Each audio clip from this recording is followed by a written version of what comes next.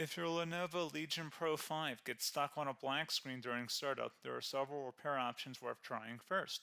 Follow along as we troubleshoot the system, recover Windows, and use command line tools to restore normal operation. A lot of errors pertain to this problem, and we're going to go ahead and jump into what should hopefully be a pretty straightforward process, guys. And we're going to go ahead and jump right into it. First thing I'd recommend doing would be to actually go ahead and boot to the troubleshooting utility on Windows 11. So if you do a hard power off 3 times in a row, Windows should automatically attempt to launch the startup repair utility. And if it doesn't find anything, it will give you the option to select advanced settings, in which case it will take you to a screen that looks like this. Now, if it does not take you to a screen that looks like this, or you're unable to get to that, you can also download the Windows 10 Media Creation Utility, or Windows 11. They probably will make a creation utility for Windows 11 at some point. And it doesn't really matter, you can actually run the Windows 10 utility on Windows 11 as far as I'm aware.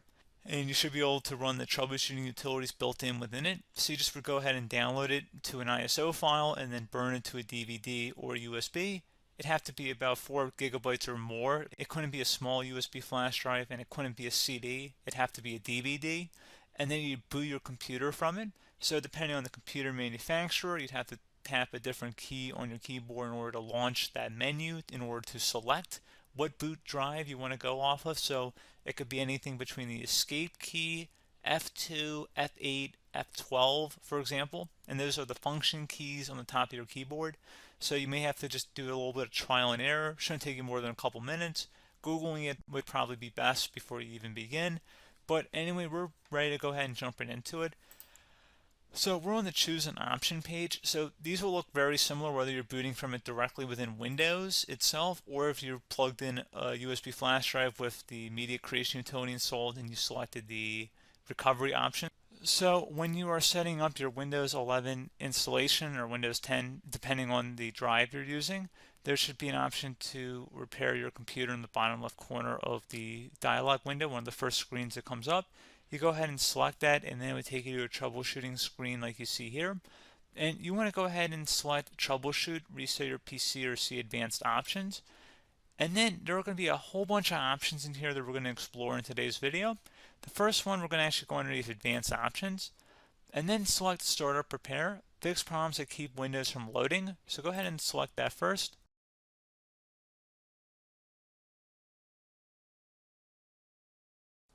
Okay, so you can see it could not repair our PC. That was our first option we could try. Something else, if we go back into advanced options here, and then select troubleshoot, we're going to go underneath advanced options again. You can go ahead and actually access safe mode by selecting startup settings. And then if you select the restart button, you have the option on the screen select safe mode with networking, which will give you a key on the screen. It'll tell you which key to press to enter that. I believe it's the F7 key. It'll do that for you. I'm not going to go over that in today's tutorial because I don't really want to go into safe mode, but you're more than welcome to attempt that by going into here and then selecting restart. Again, it'll launch another screen. It'll say what key do you want to press, and it'll give you like 7 or 8 different options, and you want to select safe mode with networking. There's also an option for a command prompt too, but that's going to be something we're going to cover later in this video, and we don't even have to go through that in order to access it. So that's why I'm not going to really push for that, because unless you know exactly what's causing the problem, you probably don't need to go into safe mode. Unless you're trying to recover files, in which case then you definitely can go into safe mode, but we're trying to actually recover our computer here. So I hope that makes sense. Something else we can also try here as well would be to uninstall updates, remove recently installed quality or feature updates from Windows. So if you go ahead and select that, you can uninstall the latest quality updates, which generally is the more day-to-day updates. Feature updates are the less regularly released ones, like the big ones. I would equate it to service packs in like Windows 7 and Windows Vista and Windows XP. So larger updates that occur once or twice a year at most. And the quality updates are more just a regular update. So probably obviously depend, it'll take longer if you're going to try and uninstall the latest feature update versus quality update. And maybe you don't need to go back that far. So just giving you guys a couple pointers with that. Something else you can also look at here, and we're going to jump into the command prompt in a little bit, but you can select System Restore, which will use a restore point recorded on your PC to restore Windows. And this is something I would highly recommend here, guys. So select Next. Assuming you have a restore point saved on your computer, you go ahead and select the most recently created one, and you'll select next, and then you'll select the drive. You shouldn't actually have to select the drive. You can scan for affected programs, but we're going to keep it all default here, and then we're going to select finish. So once started, system restore cannot be interrupted. Do you want to continue? I think we're going to select yes. I don't think we have anything better to do on our computer right now, so just give it a moment here to initialize. It will take a couple minutes to run, obviously depending on how large your hard drive is and how much is saved on the system restore point. So just give it a couple minutes here.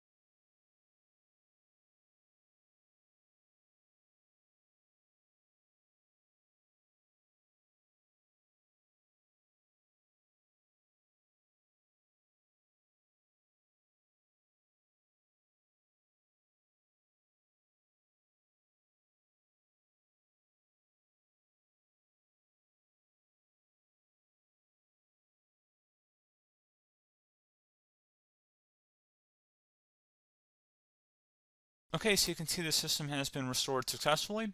We're going to go over a couple different methods in addition to that if that did not work. So I'm just going to pause the video and we're going to start back on the recovery screen that we started with. Okay, so a couple other things we can try here too. If you go back into troubleshoot, you can select reset your PC, while you choose to keep or remove your personal files and then reinstalls Windows.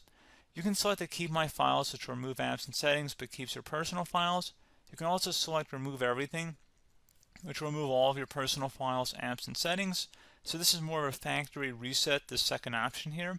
First option, it should not delete all of your personal files. However, it will pretty much clear most of your programs. And keep in mind, there's no guarantee that your information, number one, is even still available and easily recoverable on your computer to the point that you actually would be able to recover anything.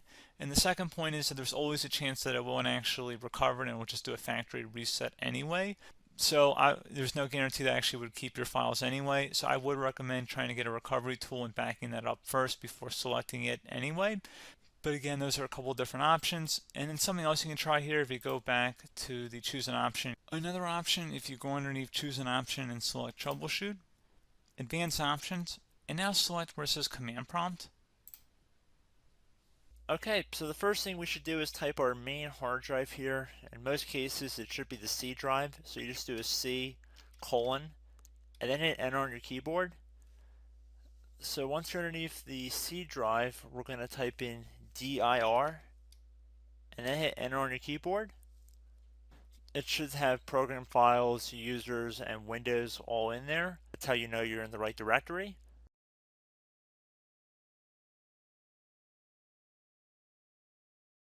In some cases, it might be the D drive as well, so just keep that in mind.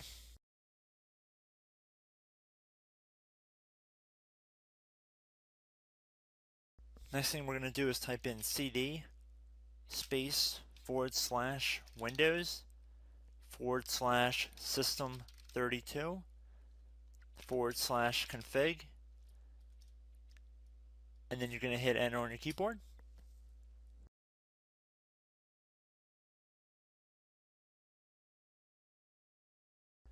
So now you're going to type md space backup. If you've seen other tutorials, it might also say to put down md backup. That's because the backup name is pretty common when you want to back something up. So you can name this whatever you want, doesn't have to be backup. So if you've already made a backup folder in the past, you could do backup 1, for example. So once you're done setting the name you want the backup to be called, hit enter on your keyboard again.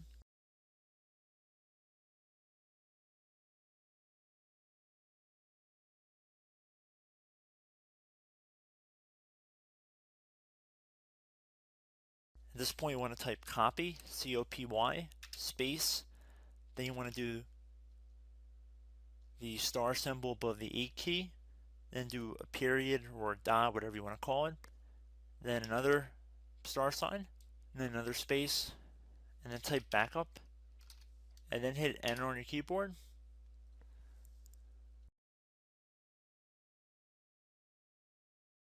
Now you want to type cd reg back, R-E-G-B-A-C-K, and then hit enter on your keyboard. So now that we are under the reg back, so now you want to type dir again, and then hit enter.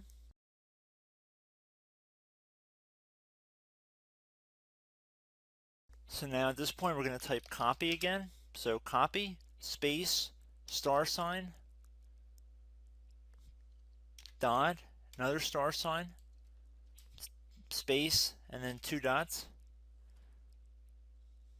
So we're going to type copy, space, star sign, dot, sign, star sign, dot, dot, and then hit enter on your keyboard again. So for overwrite, you want to overwrite all. So type A on your keyboard, so capital A, and then hit enter on your keyboard.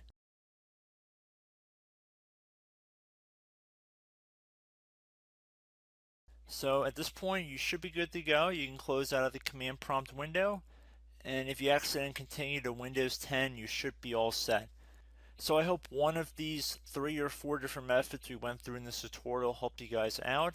Again, I'm not sure if you guys heard me earlier, but try to go back into your safe mode if possible and uninstall any programs you know might be conflicting with the Windows startup if you can get into safe mode. So just keep that in mind. Something very simple like that could be blocking up everything. So again, I hope this tutorial helped you guys out, and I will catch you in the next tutorial. Goodbye.